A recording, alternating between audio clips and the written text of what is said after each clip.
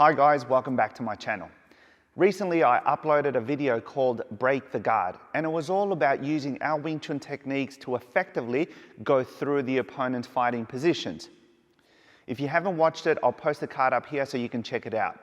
Now the response that we had from that video was great, and that got me thinking, maybe I should do a follow-up video where I can use my Wing Chun kicks against the opponent's attacks. If you're new to the channel, welcome. Here you will find Wing Chun related content like how-to, tutorials, demos, and even my Wing Chun by Design podcast. So you may want to consider subscribing so that way you can keep up to date with everything that I'm uploading on a weekly basis. So guys, for today's video, I'll be teaching you 3 of my most effective techniques when using my Wing Chun kicks against the opponent's attacks. So let's get started.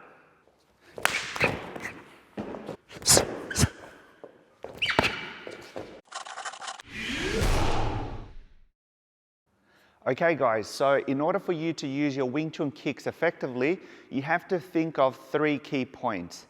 Number 1, distance. Number 2, power. Number 3, flexibility.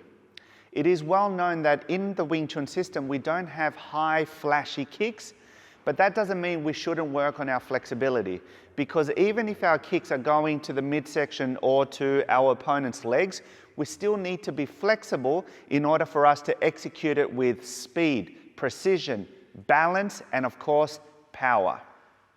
So do not neglect working on your flexibility. Now, I want you to think of this. Let's say I'm planning on kicking my opponent's knee. Now, as I think of doing that, when I'm executing the kick, what happens if the opponent at that given time launches a kick of himself to my face or a punch? All right, you really need to think of these things when you're trying to apply these techniques. That's why distance is so important and crucial, and how you have the body position when executing the kick. Okay? And as I mentioned, power. Power is really important. Why? Because I've said it many times, in Wing Chun, we do use power. What Wing Chun doesn't do is use power against power. But if you're dealing with someone really strong and a good fighter, you need to be able to use your techniques effectively with as much power as you have in order for you to be safe and deal with it right then and there, and then, you know, be safe and go away. Okay guys, so in today's video, I'll be showing you 3 effective kicks against 3 different attacks. We'll start off with the hands. So I'll have Brendan feed me a jab cross, second, a round kick to the face, and third, a front kick to the midsection. And guys, for today, as a bonus, I'll give you a 4th technique, so make sure you stick around to the end and you can see what it's all about. Okay guys, so for the first technique, I'll have Brendan feed me the jab and the cross. However, for this particular sequence, I will show you option A and option B. Option A being when the opponent is standing with the left lead, and option B will be when they're standing with the right lead. Now, please take into consideration, this is just a demo. I'm not going full power or full speed or even with a heel. I'm just tapping with the toes because I don't want to injure Brendan when working on these techniques, okay? So just keep that in mind. I'm just kind of like tapping and not going through with the kick. All right, so for the first one, we've got the jab and the cross. So I deal with the first punch. He comes in, I just push it away. Then against the second one, that's where I want to set up the technique. So when he comes in with the second one, I want to move out of the way. And this is where I have the option for me to just tap with that kick.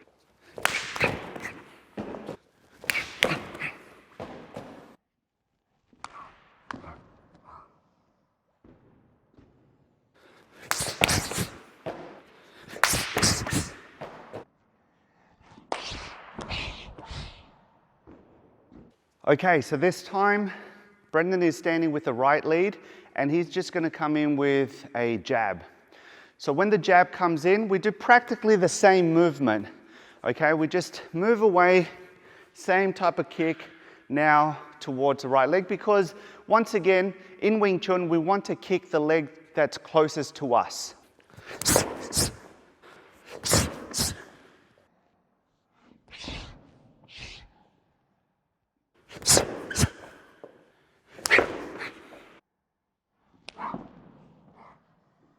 Perfect. Now for the second technique, this time I'm dealing with a round kick coming towards my face or my chest rib area.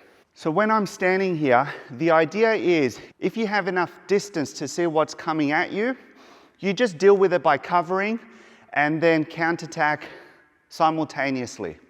So when the opponent is coming at you with a strong, powerful round kick, they're only standing on one leg. So we want to take advantage of that.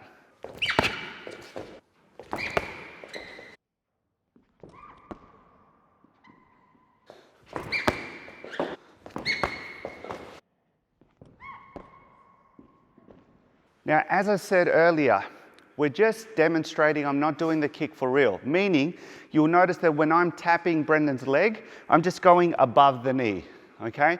Because you have to be smart when you train. So safer up here, for real, you want to go towards the knee and push the heel when executing the kick.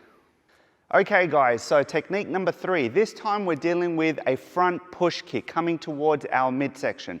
So the strategy now is deal with it, jam it, and then as soon as the foot drops, bang, that's where we counterattack. So it looks something like this.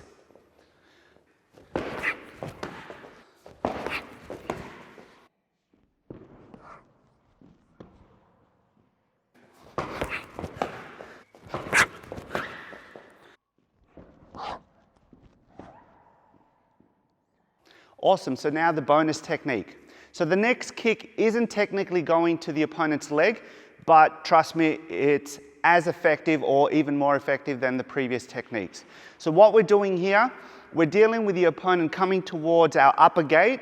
We just use kind of like a park sail against that arm, and then we shoot to the groin with our kick.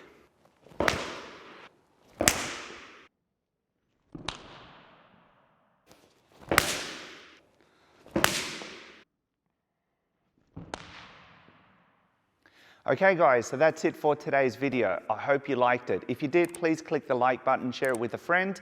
And guys, don't forget to check out some of my other videos. There's plenty of material there that you can learn from.